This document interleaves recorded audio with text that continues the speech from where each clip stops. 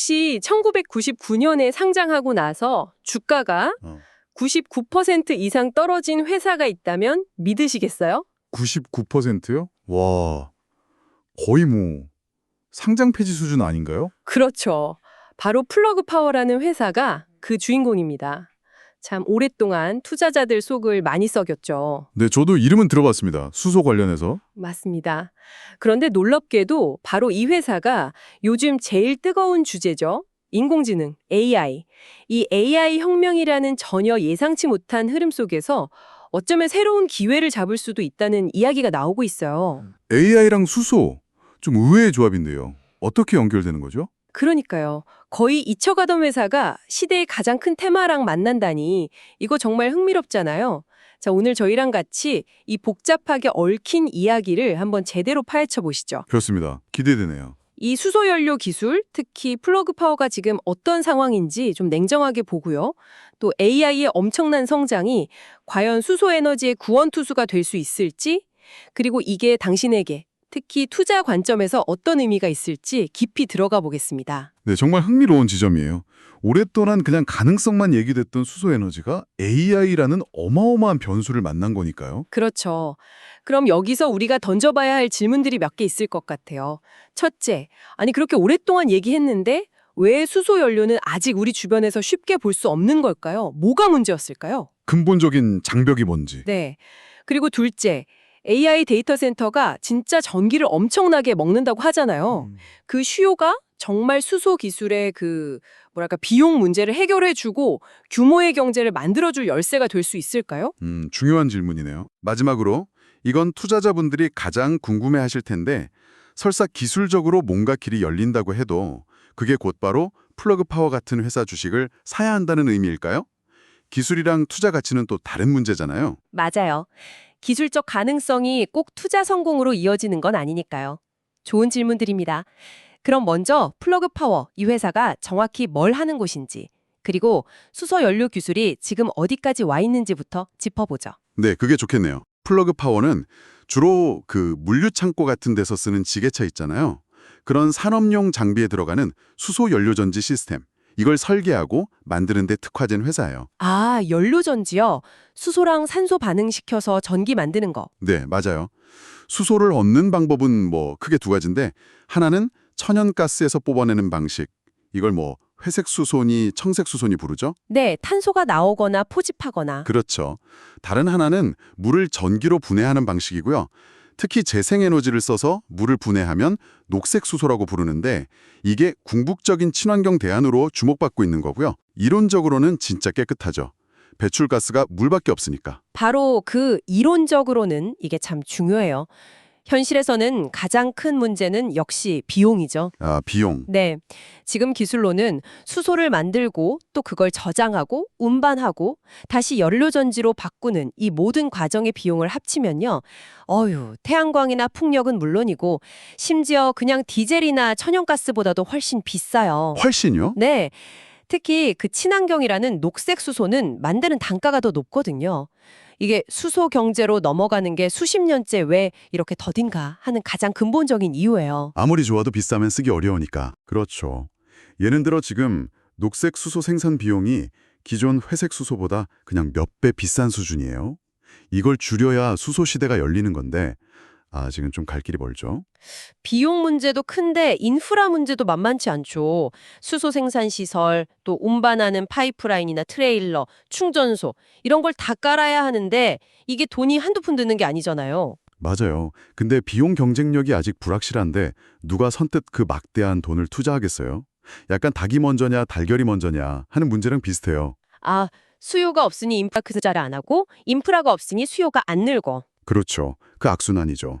그리고 수소 저장하고 운반하는 것도 어렵잖아요. 기체는 부피가 너무 크고 액체로 만들려면 엄청나게 낮은 온도를 유지해야 하고 이것도 다 비용 상승 요인이고요. 그런데도 불구하고 계속 수소에 주목하는 이유가 있을 텐데요. 혹시 특별히 잠재력이 큰 시장이 있나요? 네, 있습니다. 바로 항공산업이에요. 항공산업이요? 비행기요? 네, 비행기는 한 번 뜨면 엄청 멀리 가야 하잖아요. 그래서 연료의 에너지 밀도가 아주 중요해요. 단위 무게나 부피당 얼마나 많은 에너지를 담을 수 있느냐는 거죠. 아, 그렇죠. 가벼우면서도 오래 날아야 하니까. 맞아요. 지금 쓰는 항공유, 그러니까 화석 연료가 이 에너지 밀도가 굉장히 높아요. 전기 비행기가 왜 단거리 노선 위주로만 얘기가 나오냐면 배터리가 너무 무겁거든요. 에너지 밀도가 낮아서요. 배터리를 많이 실으면 비행기가 너무 무거워지겠네요. 그렇죠. 비행 효율이 뚝 떨어지죠. 그런데 수소는 무게당 에너지 밀도가 지금 쓰는 항공유보다도 훨씬 높아요. 와, 훨씬요? 네. 물론 부피당 밀도는 낮아서 저장 공간이 더 필요하긴 한데 가볍다는 게 비행기에는 엄청난 장점이거든요. 그래서 이론상으로는 탄소 배출 없이 장거리 비행이 가능한 거의 유일한 대안으로 꼽혀요. 그럼 항공산업에서 쓰이면 정말 좋겠네요. 근데 여기서도 또 뭐가 문제일까요? 아, 또 비용이겠죠? 네, 맞습니다. 어김없이 비용 문제예요. 수소 비행기 개발하고 공항마다 수소 충전 시설 깔고 수소를 안정적으로 공급하고 이 비용이 정말 천문학적이라서 아직은 그냥 연구 개발 단계에 머물러 있는 거죠. 뭐 에어버스 같은 회사들이 계획은 발표했지만 실제로 상용화되려면 글쎄요, 시간이 꽤 걸릴 겁니다. 결국 또 비용이네요. 항공이라는 엄청난 잠재 시장이 눈앞에 있는데도 경제성 때문에 막혀 있다니. 그런데 여기서 정말 이 판을 뒤흔들 수 있는 의외의 변수가 등장했다는 거잖아요. 그렇죠. 바로 인공지능, AI 산업. 솔직히 저 처음 들었을 때는 AI랑 수소가 도대체 어떻게 연결된다는 건지 잘 상상이 안 갔어요. 그렇죠. 언뜻 보면 전혀 상관없어 보이니까요. 근데 연결고리는 이거예요. AI가 필요로 하는 엄청난 양의 그리고 깨끗한 에너지. 아, 에너지. 네. 지금 AI 모델 훈련시키고 돌리는 데이터 센터 짓는 데 들어가는 돈이 정말 폭발적으로 늘고 있거든요. 어떤 데서는 앞으로 한 10년 동안 매년 30% 이상씩 성장할 거라고 봐요. 매년 30%요? 엄청나네요. 근데 이 데이터 센터라는 게 정말 전기 먹는 하마예요. 이미 전 세계 전력 소비에서 차지하는 비중이 꽤 큰데 AI가 발전할수록 이건 뭐 기하급수적으로 늘어날 거예요. 심지어 2030년쯤 되면 데이터 센터 전력 수요가 웬만한 나라 하나 전체 전력 수요로 넘어설 수도 있다는 예측까지 나와요. 상상 이상인데요. 근데 그게 왜 꼭 수소여야 하죠? 그냥 발전소 더 지어서 전기 끌어다 쓰면 안 되나요? 문제가 두 가지예요. 첫째는 기존 전력망이 이렇게 갑자기 늘어나는 수요를 다 감당하기 어려울 수 있다는 거. 특히 데이터 센터가 막 몰려있는 지역은 전력 부족 문제가 생길 수 있죠. 그렇겠네요. 그리고 둘째, 어쩌면 이게 더 중요한데 구글, 마이크로소프트, 아마존 같은 이 빅테크 기업들이 대부분 약속을 했어요. 2030년이나 그 이후까지 100% 재생에너지로 운영하겠다. 아니면 탄소 중립을 달성하겠다. 아, ESG 경영. 그렇죠.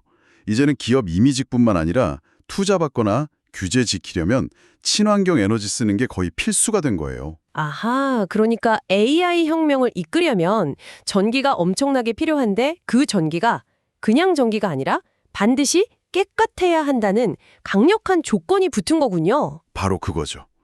단순히 전기만 많이 쓰는 게 아니라 탄소 발자국을 남기지 않는 방식으로 에너지를 확보해야 하는 숙제가 생긴 거예요. 야, 이거 기업들 입장에선 정말 큰 딜레마겠는데요. AI 경쟁에서도 이겨야 하고 환경 목표도 지켜야 하고. 맞습니다. 그래서 기존의 태양광이나 풍력만으로는 좀 부족하다고 느끼는 거예요. 그래서 새로운 에너지원을 정말 필사적으로 찾고 있어요. 심지어 어떤 기업은 수십 년 동안 멈춰있던 소형 원자력 발전소, SMR 기술에 투자하거나 원자력 발전소 옆에 데이터 센터 짓는 것까지 생각할 정도예요. 그 정도로 절박하다는 거네요. 안정적으로 대규모로 깨끗한 전기를 얻는 게. 네, 그만큼 절실하다는 거죠. 바로 이런 상황에서 플러그 파워가 잠깐만요. 우리 수소 연료 전지가 그 답이 될 수 있어요. 하고 나선 거군요. 그렇죠. 타이밍이 묘하게 맞아떨어진 거죠. 실제로 플러그 파워 쪽에서도 최근에 이런 얘기를 하더라고요. AI가 계속 커지면서 깨끗하고 안정적이고 또 필요에 따라 늘릴 수 있는 전력이 더 시급해지고 있다. 그러면서 연료전지는 이미 물류창고 지게차나 백업 전력으로 검증됐다. 이제 데이터 센터나 AI 인프라에 전력을 공급하는 중요한 옵션이 되고 있다. 이렇게 강조하고 있어요. 그럴듯하게 들리네요. 마치 그동안 잠자고 있던 수소 에너지의 거대한 힘을 AI라는 자극제가 확 깨우는 느낌이랄까요? 데이터 센터 옆에 조용히 돌아가는 연료전지, 그런 그림이 그려지네요. 네, 이론적으로는 충분히 설득력이 있어요. 데이터 센터는 1년 365일 24시간 안정적인 전기가 꼭 필요하잖아요. 그렇죠. 잠깐이라도 멈추면 큰일 나니까. 근데 수소연료 전지는 날씨 영향받는 재생에너지랑 다르게 필요할 때 언제든 전기를 만들 수 있고 또 설치 공간도 상대적으로 덜 차지하고 또 모듈식으로 이렇게 딱딱 붙여서 용량 늘리기도 쉽다는 장점이 있죠. 아, 모듈식이면 확장성이 좋겠네요. 네, 특히 전력망이 좀 불안정하거나 용량이 부족한 곳에 데이터 센터를 지어야 한다면 독립적인 전력원으로 수소연료 전지가 꽤 매력적일 수 있어요. 그리고 기존의 비상용으로 쓰던 디젤 발전기 같은 것 대신 쓰면 탄소 배출도 줄일 수 있고요. 확실히 AI 혁명을 뒷받침할 깨끗한 파워로서 가능성은 있어 보이네요. 네, 그 기대 자체는 합리적이라고 봐요. 자, 그런데 여기서 다시 한번 좀 찬물을 끼얹어야 할 것 같은데요. 네, 어떤? 이 기술적인 가능성, 이게 과연 플러그 파워라는 회사에 투자할 만한 충분한 이유가 될 수 있냐는 거죠. 아, 그렇죠. 그게 제일 중요한 질문이죠. 아무리 기술이 좋아도 시장이 열릴 것 같아도 투자 결정은 또 다른 차원의 문제니까요. 특히 플러그 파워처럼 오랫동안 투자자들 힘들게 한 회사는 더더욱. 맞습니다. 사실 수소 경제 오면 우리 기술이 짱 먹을 거다. 이 이야기는 플러그 파워 포함해서 수소 회사들이 지난 10년, 아니 거의 20년 동안 계속 해왔던 얘기예요. 아, 오래된 레포토리군요. 네. AI라는 새로운 수요처가 생긴 건 분명 좋은 소식이지만 이게 과연 회사의 그 근본적인 재무 문제를 해결해 줄 수 있을지는 글쎄요, 별개 문제죠. 재무 문제라면 구체적으로 어떤 거죠? 진짜 문제는 이 회사가 이 기회를 잡을 때까지 버틸 수 있는 시간이랑 돈이 있냐는 거예요. 지금 플러그 파워 재무 상태 보면 좀 심각해요. 최근 분기 보고서 보니까 분기당 손실이 2억 달러가 넘어요. 분기당 2억 달러요? 그럼 1년이면 8억 달러. 거의 1조 원 가까운 돈이 그냥 사라지고 있다는 거네요. 그렇죠.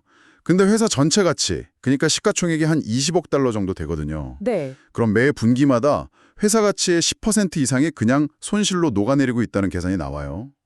이건 정말 보통 심각한 게 아니죠. 와, 그럼 그 부족한 돈은 다 어디서 메꾸는 거예요? 그게 안타깝게도 투자자들이 제일 싫어하는 방식이죠. 바로 유상증자. 그러니까 새 주식을 계속 찍어서 시장에 파는 거예요. 그걸로 운영자금을 마련하는 거죠. 아, 유상증자. 네. 이게 뭐 회사가 당장 망하는 건 막아주겠지만 기존 주주들한테는 정말 안 좋은 소식이에요. 회사 전체 파이는 그대로인데 나눠 갖는 주식 수만 계속 늘어나니까 내가 가진 주식 한 주의 가치는 어떻게 될까요? 당연히 떨어지겠죠. 희석되는 거네요. 그렇죠. 내 지분이 점점 얇아지는 거예요. 지난 몇 년 동안 플러그 파워 주가가 왜 그렇게 빌빌댔냐? 가장 큰 이유 중 하나가 바로 이 끝없는 유상증자 때문이에요. 지분 가치가 계속 희석되니까요. 이야, 정말 딜레마네요. 한쪽에서는 AI라는 날개를 달고 수소혁명이 드디어 오는 거 아니냐? 뭐 이런 희망적인 얘기가 들리고. 네, 터널 끝에 빛이 보이는 것 같기도 하고. 그런데 다른 한쪽에서는 회사가 매 분기 엄청난 적자를 내면서 간신히 버티고 있고 그 과정에서 기존 주주들 주머니는 계속 털리고 있다는 이 냉혹한 현실이 있고. 정확히 보셨어요.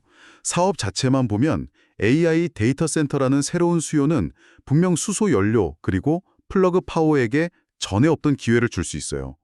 만약 정말 수소 연료 전지가 데이터 센터 주 전력원으로 채택되고 그래서 대량 생산 들어가서 규모의 경제가 딱 실현되면 비용 문제도 언젠가는 해결될 수 있겠죠. 네, 그럴 수 있겠죠? 하지만 투자자 입장에서 보면 얘기가 완전 달라져요. 그 언젠가 올지도 모르는 장밋빛 미래가 현실이 되기까지 앞으로 몇 년이 걸릴지 모르는데 그동안 회사가 계속 적자 내고 유상증자 또 하고 그럼 어떻게 될까요? 나중에 회사가 성공해도 내 지분은 이미 너덜너덜해져 있을 수도 있겠네요. 바로 그거예요. 설령 나중에 회사가 진짜 턴어라운드 한다고 해도 이미 내 지분 가치는 너무 희석돼서 그 성공의 열매를 제대로 맛보지 못할 가능성이 아주 높은 거죠. 그러니까 AI가 수소 시대를 앞당길 가능성은 분명히 있다. 그리고 이건 플러그 파워 같은 회사들한테 좋은 신호인 건 맞다. 하지만 그게 실제 투자 수익으로 연결되려면 시간이 꽤 걸릴 수 있고 그 시간 동안 회사가 재정적으로 버틸 수 있을지 또 주주 가치가 얼마나 지켜질지가 핵심적인 불확실성이라는 거죠. 시간과의 싸움이네요, 결국. 그렇습니다. 수소혁명은 어쩌면 마라톤 같은 긴 레이스일 수 있어요. 근데 플러그 파워는 당장 다음 분기, 내년 운영 다금을 걱정해야 하는 단거리 경주를 너무 힘겹게 뛰고 있는 상황인 거죠. 이 시간의 불일치, 이게 플러그 파워 투자를 둘러싼 가장 큰 위험 요인이라고 할 수 있어요. AI라는 엄청난 구원투수가 등판 준비는 하고 있을지 몰라도 정작 마운드에 오르기 전에 팀이 재정적으로 무너질 수도 있다. 뭐 이런 거네요. 그렇죠. 그래서 기술적인 가능성만 보고 섣불리 뛰어들기보다는 회사의 재무 상태가 좀 안정되는 걸 확인하고 신중하게 접근해야 한다는 분석이 나오는 겁니다. 네.